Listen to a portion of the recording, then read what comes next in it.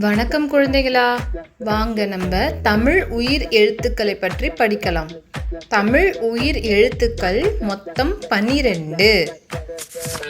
ஆயுத எழுத்து 1. ஆ, அம்மி.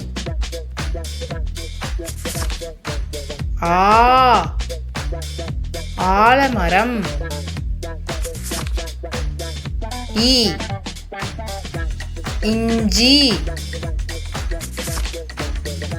ஈ, ஈசன். ஊ, உதடு. ஊ, ஊர்தி. ஏ, எறும்பு. ஏ, ஏடு. ஐ, ஐயம். ஓ, 1. ஓ, ஓலை. ஔ, ஔடதம்.